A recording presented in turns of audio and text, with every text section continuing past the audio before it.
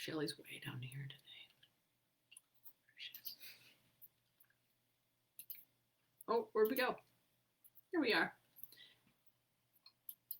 Are we on here? I think so. Hello, everybody. How's it going today? Hello. Hello, everybody. Oh. Man, are we happy to see you? I got a new watch band today. You did? Yeah. You kind of messing with it, I noticed. That's part of my Some Good News. Yeah. Oh. I forgot until Amazon told me a package was delivered to my house. I was like, oh yeah, that's right. I took 5 minutes and put my new watch band on. Look at that. It's Boy, fun. you're just in all kinds of innovation phase. You got new ride, you got a new whip, you got a new phone, you got a new computer, you got a new watch band. I got a new watch. You got a new watch. I Just innovating all over the place right now. I just decided that my technology game has to be. Well, I have to improve my resources to match my bad luck. Is really what I decided. I thought if I have better resources, maybe I'll have less bad luck. I also got this new sweater that I thought I was going to be really loving it. I love it. Why don't you like it? Because it makes me feel like a football player, like you feel like in that. It's too big. I should have got so a small. Ridiculous. This thing. Could you just please stand up? Could you just please? Will the real Slim Shady please stand up? Look at how much fabric is in this. Okay, so I walk in the office. Yeah, I think you could get your... Rachel's wearing this peasant costume, and I'm like, oh damn, I missed the dress up memo. And so I said, you either look like you're part of the Church of England or a peasant, which are very.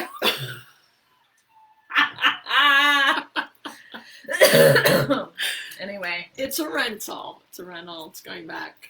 I told her she should keep it and put it on every once in a while just for fun. Well, it's so funny because I think you have to be like 90 pounds to wear this. I mean, you have to be I can't even look at it. Well, you have to either you have to want to put on bulk. It either has to not fit you because it's way too big, or fit you because it's just the right size. That's supposed to be fitting. I don't know. I think it actually sized down because everyone said it was so big. There's nothing about it that is good on your body. I'm going to tell you right now, other than the laugh factor. Well, it's only from this up, so I thought I could get away with it, but...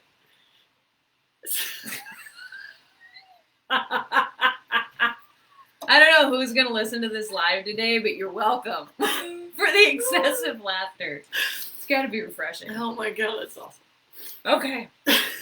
So you have friends. So they can tell you what the actual... You're not leaving this room. You cannot. Please do not go in public in that. No. Yeah. It's awesome. Alright, you're going to have to start. Okay.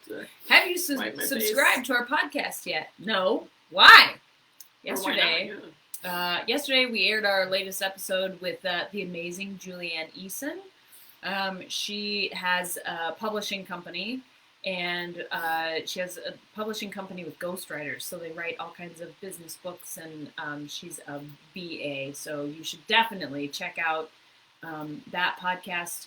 We are, like everywhere, thanks to Shelley with our podcast. We're on iTunes and Amazon and Spotify and pretty much anywhere you listen. You can find us. Just Google it and you'll find us. How the Hell Show. The How the Hell Did I Get Here show. Yes. With Meg and Rachel. Yep. Each episode is about 12-ish minutes long. We made them bite-sized so you actually have time to listen to the whole thing. So definitely look that up. And the best part about it, it's about a moment in someone's life. Most of them. Some of them tell us the arc of their story, but the whole point is to have a moment of someone's life that is ridiculous, either good or bad, and how they managed it. So it's really about a story. And so they're really fun to listen to and hear about. So you should check it out. Yes. I mean, this last one was about a situation in a call like service, professional services, I guess. Was that Julie? Yeah. No, she was in the grocery store. I know, but she was providing a professional service. Well, I guess in the meat department. Oh. You should listen. You should listen. It's pretty funny. Professional services in the meat department, brought to you by How the Hell Did I Get Here with Meg and Rachel. You can imagine why that works with the title of the show. Really. Yeah. How was your B2B conference yesterday? B2B Next. B2B Next. It's a really cool organization. They had some challenges because normally it's people. I talked to a few people that normally go, and it's like the favorite conference for a lot of people that are in the B2B space. So businesses selling to other businesses. They had some challenges because it was they had to go virtual this year. Mm-hmm. But met some really great people, had a really good talk. They had some really innovative stuff. They're trying to do the online exhibit hall kind of thing and try that out. And so, yeah. With the VR goggles and everything? No, it's a different model. Like you can, they all, the exhibitors all have their own kind of Zoom room. It's not Zoom, it's Visibo, I think. They all have their own room, like a breakout room, and then you can actually go visit people from all the different areas or something like that. So it's more of a virtual exhibit hall. That way we're actually meeting a human. So yeah, that was pretty interesting. That's smart. Yeah. So it was good. And Andy's a good guy, and I was excited to support him and see another framework that's not Zoom based. So that was kind of a good data point too. So it was good.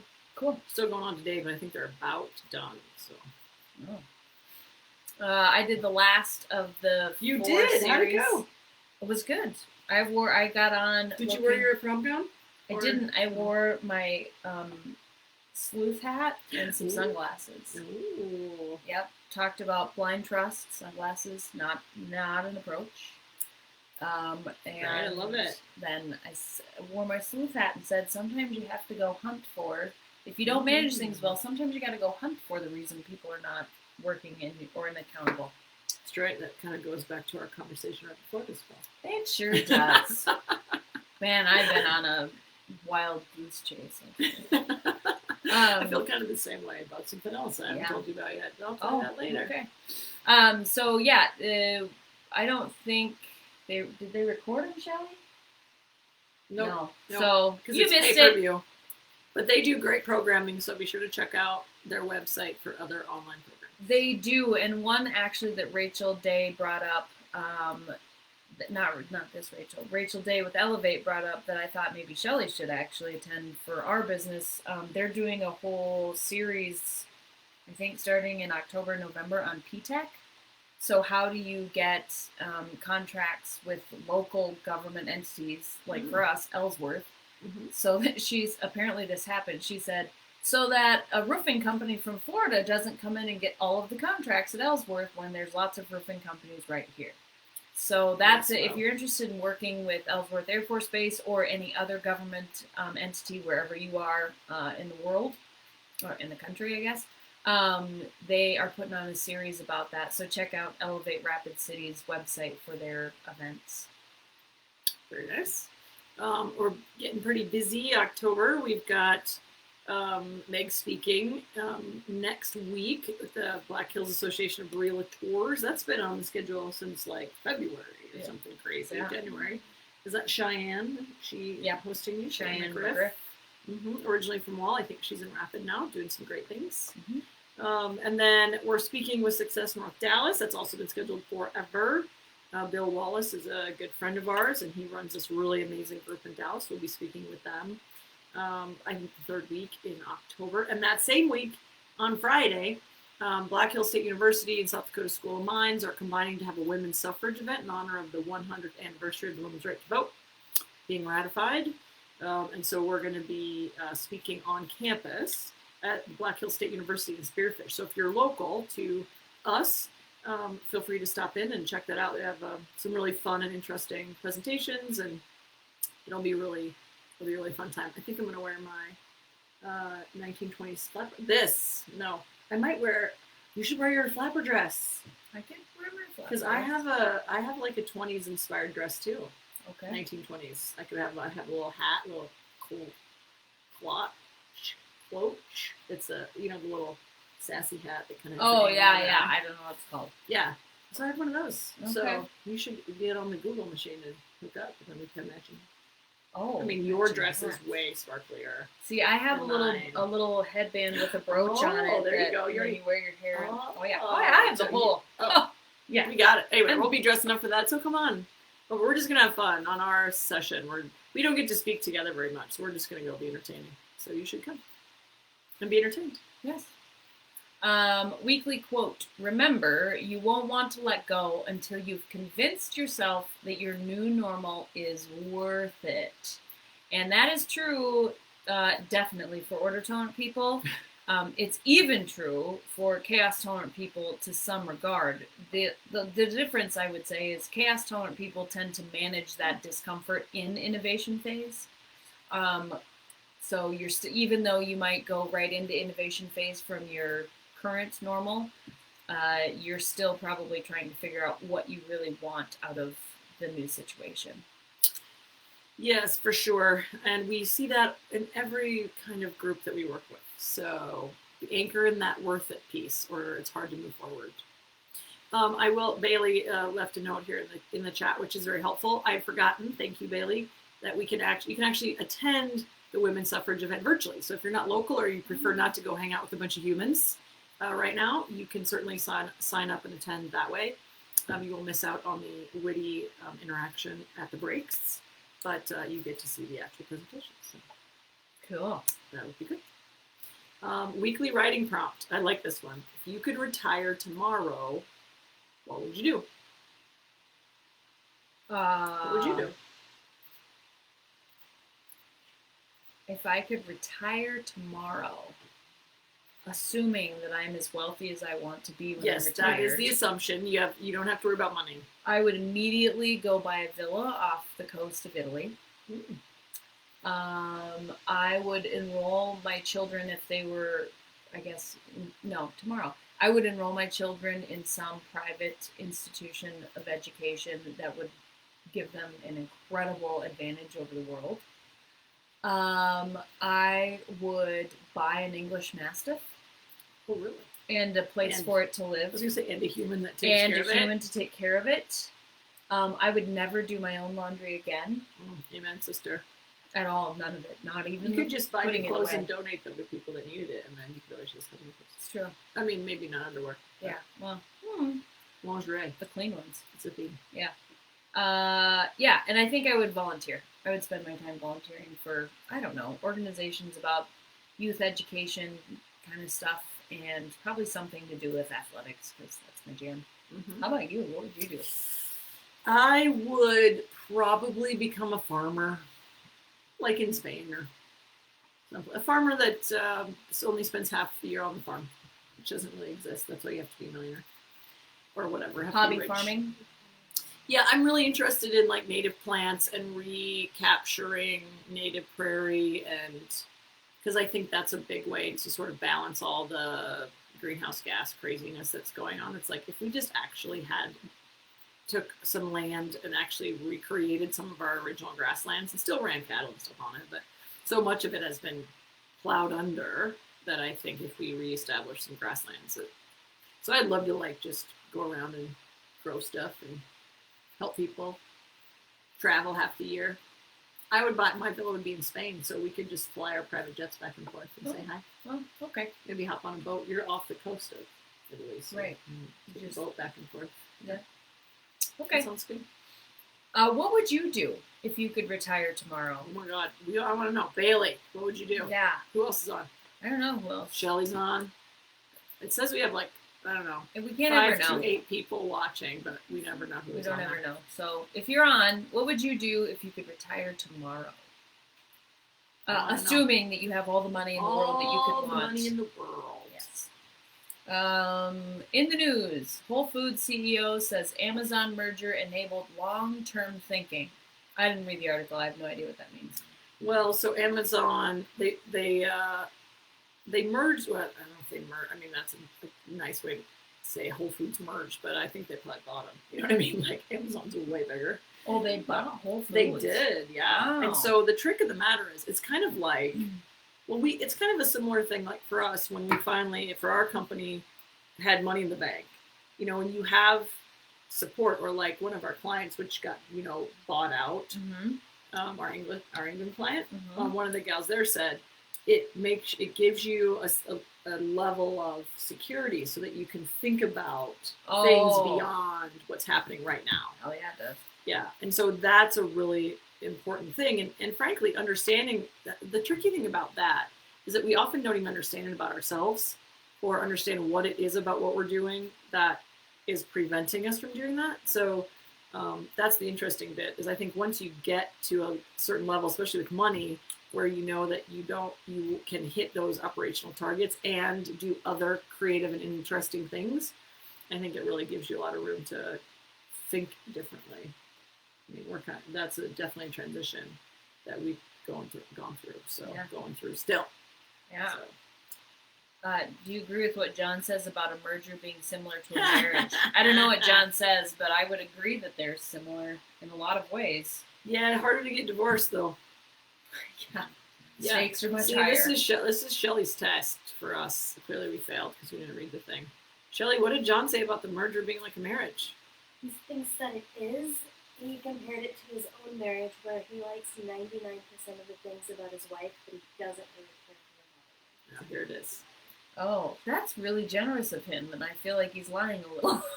I like 90. I can't honestly say I like 99% of any human on the planet. I don't think. Me. Okay, that's fair. Do you like 99% of anything about like? I think I like 99% of most people that I like things. Oh, yeah, okay. Yeah, self-driven. That's team-driven, self-driven. Noted. Oh, what would Bailey do? Travel, have a hobby farm, and... Oh, we gotta scroll down. Take lots of photos. You would have the best cameras in the world. The best ever. Yeah, so I think Alex is looking in the window. She's not coming in. All right, so and frankly, the challenges, rewards of a successful merger, I think, one of the challenges is that, like a marriage, actually, you have to figure out how each other works and change everything about how you do things to accommodate another person. So, and maybe it's more in our day and age, less about marriage, more about moving in together, where I love moving because it's one of those moments where all of your patterns that you had in your old place have to change.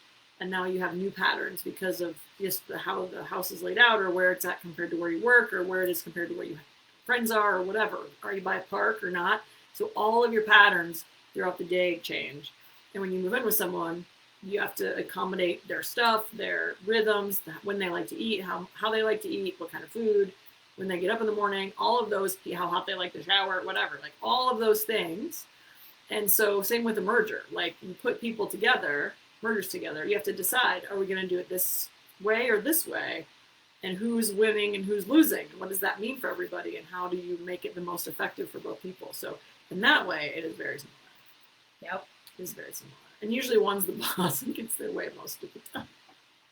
Also true. Good question, Jelly. Okay, I have leadership member questions. Our family chose a remote learning option for our 3rd and 5th grade children. I am working remotely and constantly feel like I am not balancing work and educating my children correctly. This is Rachel's question. I'm struggling to make a schedule and feel present for either task. Do you have any suggestions? I read something really good about this the other day, where we all have lots of balls we're juggling. Well, some balls are rubber and some balls are glass. Okay. And so you're going to drop some balls sometimes because you just can't do everything. But you just want to make sure you're picking up you're catching the glass ones. Like sometimes, like today, I got a call from Alex at, 10 o'clock, and she was crying because she was lonely. She got injured at cross country last night. So, and I think that was kind of a lonely thing. Like during warm up, there was a thing I'll tell you about later, but basically she hyperextended her knee and couldn't run the race. And so nobody really seemed to give a shit. I didn't have any friends there. So there wasn't anyone to sit with her or help her or whatever. So I think so she was feeling like, well, I'm going to cross country for friends, but I don't really have any friends there. And then she's going to school alone, and she got a bad grade on the math test that she didn't understand why. And then, so she hates that. And so all of a sudden, all these things kind of stacked up on the same day. Yeah. And so then she called crying about, I don't know how to, I'm alone, I don't want to be whatever, and all this stuff. So, of course, okay, I'm going in. So, whatever, I'll figure something out. Then all of a sudden, my Wi-Fi cancels. Thank you, universe. Thank you, universe. And so, yeah, so I've been going in every time I'm not in an active meeting, even though I had a whole pile of lying shit to do, to talk her through it and see how she's doing and making sure she's getting the math. That's the thing she freaks out the most about, and all of that. So that's a glass ball today. Now, yesterday wasn't glass ball, it was rubber one, and I just kind of let it bounce around. Yeah. So, and sometimes I cannot, like, we have live presentations in this office that I cannot change no matter what. That's the glass ball at that moment. So you just got to make sure you know which balls are glass. Yeah. So I really like that analogy. Yeah. And just forgive yourself for the rubber balls that you have to let go. Yeah. Yeah. Right. Well, I think, we had a conversation a couple weeks ago or last week maybe about, where can you do B work instead of A plus work? Yeah. And same exact kind of concept. But, am I the best mom? I mean, my kids are in school, going to school, so that I have a little bit of a different environment. But am I the best mom all the time? Like, do we have home-cooked amazing meals every night? No. Am I always the best business partner or employee in my business? No. But I think the thing that makes it easier and a little bit more palatable, frankly, to do some B work once in a while is to really be open with the people that you're working with or people in your family. Like, there are days where I've said to the girls, I can't come to your events. I can't take you to school. I'm not available today. And I just tell them, pretend like it, because normally, so tomorrow I'm doing a presentation for a group that is in Portland. Well, we both are. And in that event, we would both actually be out of town, normally. And so we wouldn't even be here. So I've been saying to the girls, okay, this is a day where you should just pretend like I'm actually out of town. And then being really honest with Rachel and Shelly and saying, I have to do kid things today, or we cannot, use your calendar. We cannot schedule anything at this time. We got stuff we got to go do. We were busy the entire last week of October, I saw. Yeah. Yeah. So I think it's just being really open and honest about what's going on is the best way to, and just getting used to the idea that there's no perfect way to manage any of this. Like, a friend of mine, a bunch of people at work are getting COVID and they don't have enough help, but they put on events, so they have to keep putting on their events. People have to keep coming back to work, but they have to wait until they get their release from the Department of Health. And it is an absolutely external challenge. There is nothing anyone can do to make it better, and that is not normal for us in these day and ages. So. Right, when we're used to being able to decide everything, make everything happen. That's very challenging. All right, next question. My company, healthcare practice, is switching software systems. Oh, you lucky duck, your favorite thing. The new system will allow us to better serve our patients. I realize the new system is always challenging. I'm already hearing grumbles about the change from my team. What are some basic tactical steps I can take now to make sure it goes smoothly? My first reaction to that is keep talking about why it's going to be amazing for them. Period. Just say, it's going to be kind of crazy short term, but at the end, it's going to be so much better because we don't have to spend so many hours handwriting, or we don't have to spend so many hours at the end of our shift doing stuff. We can do it on the fly as we go. We don't have to have paper forms. We have to run to get copies of when they run out. It's going to be so much better. Focus on the better. That'll help them get their head around that they can put up with the mess for 2 months or 3 months or 6 months, whatever it is. But say, you know what, by next June, it'll be kind of a hassle. But by next June, it'll be great. And just focus on that end goal, because then they'll get there a lot easier. If you focus on why it's good. If everyone's whining about why it's crap and no one's counteracting that vibe, it's going to be a mess. I would say my first piece of advice would be call Meg and Rachel, because this is what we specialize in. Right? My next piece of advice would be, and I've seen this done incorrectly lots of times, particularly in healthcare, hold everyone accountable for learning and using the new system. Even those doctors who don't want to do it. I'll never forget, I had an appointment I think I was pregnant, so I think it was like a checkup or whatever for that. And this nurse came in, and she seemed sort of exasperated and whatever. And I said, "Hey, how's your day going?" And she's like, "Oh, we got this new system." And I said, "Well, do you not like the system?" "No, I love it. What I don't like is that my doctor refuses to use it, so I have to put in her notes and my notes." No way. Yeah. Gross. So the doctor kept handwriting notes. So the nurse would have to put in their notes and her notes. So if you're implementing a new system, make sure you hold everyone accountable to using it. Do not let there be the Dr. Smiths of the world who say, "Well, I'm going to be retiring in a year, so I just don't think I'll learn it." I don't need to use it. Well, so prepare them too with that communication channel. Like, it's going to be so much better. You're going to have time to go to lunch because you're going to put all that stuff right in there. It's going to be amazing for you. Tell them too, even though that's not your job. Yep. It is your job to make your life easier. Mm-hmm. For sure. All right. Good news. Happy early 10th birthday. Oh, yeah. I'm so excited about the first thing on the list. Well, you should be. It's very important. Yay! Some good news! Woo! Okay, for any of you who are interested in wishing people happy birthday, you should definitely wish this lovely lady happy birthday. Her birthday, Tent Lady. Her birthday is on the 3rd of October, Saturday. What are you doing for your birthday? I don't know. Okay. Cappy asked me, "Do you want to do something special for your birthday?" I said yes. I don't know what that is yet. I don't know if he's going to spring a surprise or if I'm just going to get up and say, "I feel like doing blah blah thing," kind of depending on the weather.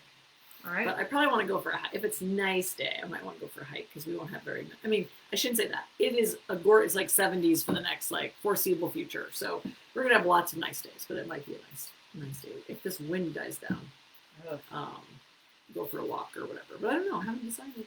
All right. Thanks for asking. Yeah. It's going to be good. It's on a Saturday for a change, which is kind of nice. Yes, that is nice. We want you to focus on the good in the world, so definitely take time every day to surf through some good news. It doesn't actually have to be news. So here's a trick that I use. I used this a lot when I was getting divorced, actually, and felt pretty bluesy, or confused, or whatever. It is. If you get on Pinterest, or if you just want to do the internet, that's fine too, and look up something like baby goats playing.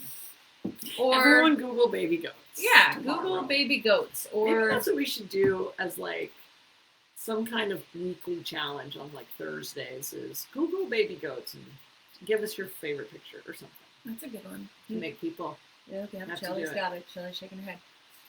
My other favorite thing to look at that just lightens my load a little bit is looking at the people of Walmart. Is that some kind of feed or? Oh, there's a whole website dedicated to this, and it is just images of people in Walmart. I mean, you think the tent is bad? You should see what happens in Walmart. You should go to Walmart. I'll be a 10 at Walmart. You'll be on the website.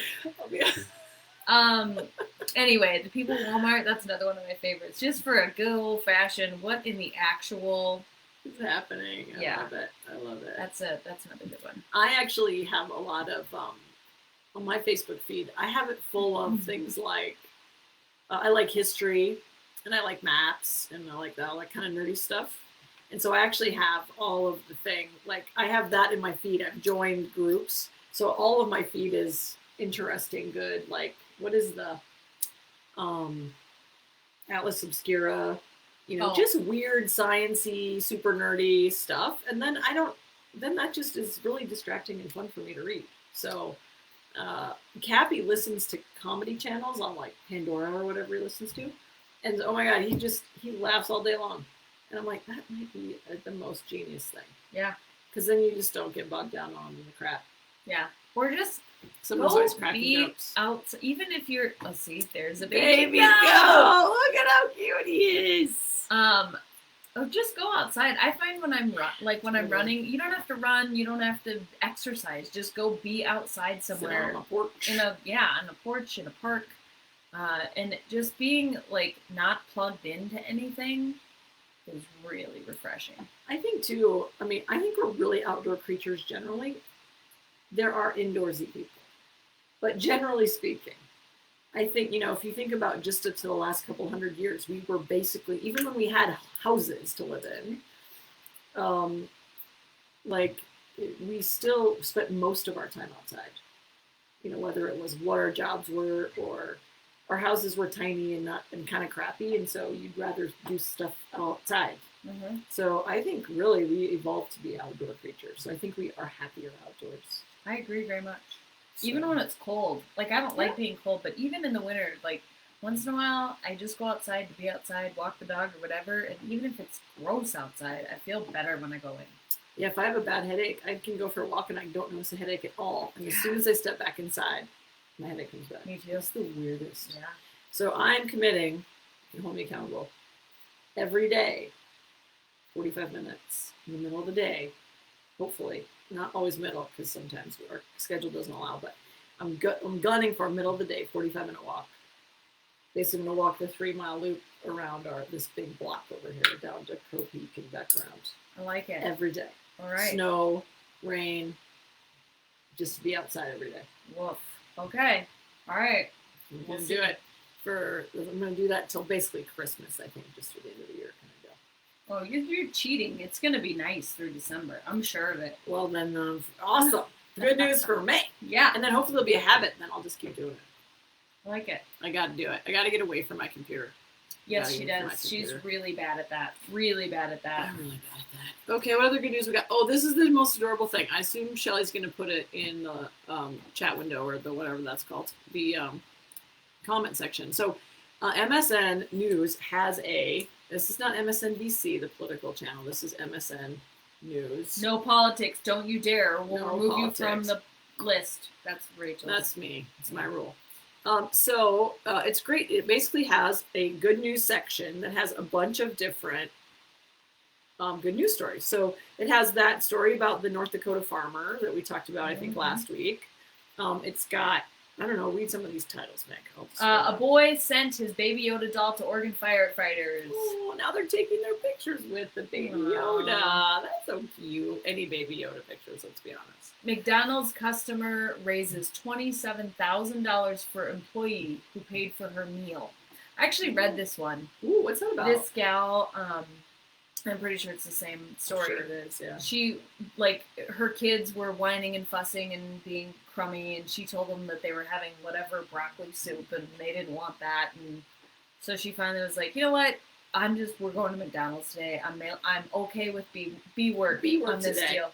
I like it. So they went. Her kids were being normal assholes in the car, and no, I don't want that. I want this. So she finally gets through orders, gets up to the window, left her wallet at home. She'd gone to pick up her kids from football or baseball, soccer practice. Right. And she goes, I'm really sorry. I'm going to have to cancel our order, whatever. And the guy just pulled out, I think he was high school, college age, just pulled out his wallet and said, don't even worry about it, and paid for her meal. Aww, yeah. That's awesome. I know. So anyway, apparently she raised almost $30,000 for him, probably to go to college. I know, good for him. Yeah. Well, actually, that was a McDonald's meal that really paid off. Right? Well, that job. I loved working at McDonald's, actually. When I had 3 years in when I was in high school and college. But they were good to me. I thought it was a great job. But Meg actually did a big, nice favor for people behind her in the drive-thru the other day. I was talking to her on her car phone. I don't know what they call it now. Bluetooth. Car phone. Yeah, that's still a thing. That's what it is. And my bag phone. Then she was ordering. Yes, oh my God, that is. I used to have one of those. Yeah. She was ordering, and the people in front of her paid for her. Some of it, yeah, but not all of it, like $5 or whatever it was. And then Meg said, "Well, I'll just pay for everybody behind me," and paid for their deal too. So she made somebody's day that day. Hopefully they returned the favor, and it kept going. So pay it forward. That's right, pay it forward. So check out that if you ever need a good news. Maybe you should just have this MSN Good News page as your homepage. Go to that first, and feel happy, and then you won't have any patience for all the other junk. Yeah, that's out there. I think that was it for the day. That's it for the day. I do have a tip of the day. I am listening to a book right now. It's called The Winner's Brain, and it's really quite good. Good, and it doesn't really matter if you're in business, if you're not in business. It applies to all sorts of relationships and how you see the world, and talks actually a lot about how your brain functions. So there's some really big words in there, sciencey, medical science, neuroscience words. That's the kind of people we are. Yeah, but it's not. They explain it in very awesome layman's terms. Lots of good examples of people who have been successful in their life, even through really, really huge hardship. So anyway, good. It's a good read. You should probably listen to it or read it. The Winner's Brain. The Winner's Brain, like winner, winner. Winner, chicken dinner. All right, because when you told me the other day, I thought you said The Winter's Brain, and I was like, winter. Oh no, it is winner. It's a winner. Nonfiction. Winner. Okay, I like winner it. On machine number 9. Yeah, let's do that. Okay. What? I think that's it. That is all for today. Thank you for being here. Share your cute pictures and or what you would do if you could retire tomorrow. We have one of our good members of our community, good friend, is thinking about early retirement. So she probably love your insights into what you're going to be doing. So help her think about what she's going to be doing. So help a girl out. All right. Well, we're off to burn Rachel's tent. No, we're going to send it back. I don't want to pay for the thing. Okay. Lead powerfully. Change the world. Bye.